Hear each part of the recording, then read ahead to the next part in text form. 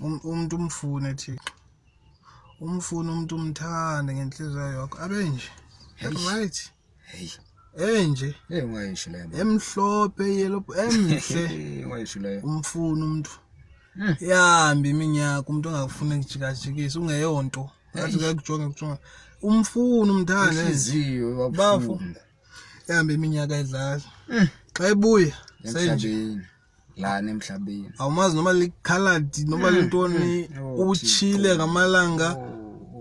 Uthi gqina sesithi akafuna udlala yena udikwe kudlala ufuna ngoba serious ngelife azifumanele umuntu abe serious aphile naye senje lo gqina nami bafu ndafuna ukufa ngestress yabazi ndamfuna umntana bafu yo ndahamba nesangoma kwafana lo mntana ndamfuna abenji wabona abenji enje wabona le ngiyabona wabona enje nanku umlingo lo umuntu wabuya bafu i5 years akapheli bafu abuya alinji wabo seso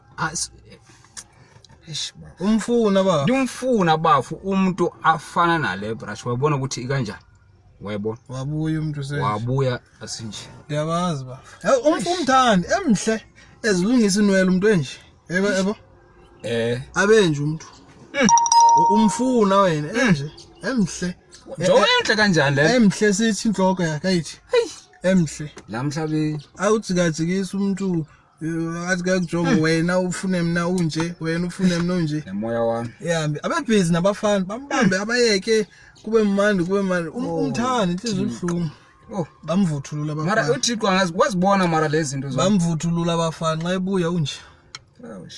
Zikhuthukile inwele awuzazi noma zichekiwe okanye zitywe zimpuku okanye irelax izityile seyinto enje ethi ka ukhumo iyahebuka nje betho umoya yazi amantombazana sebhizi ngokuba nguyoqala bulise ngoku awusenqabe uzifihlele ngendlela nizibuza ngayo ndazibuza ukuthi lo umoya wakweJesu or lo umoya wakwaSathane bafo kuphelile apha cha xa kuphelile kuyangcwaya ucinga from lento hayi kulento madoda sofuna indoda ozophila nabomi bakho bangaphakathi siyokuncwa abuya nini uJesu azokhalimela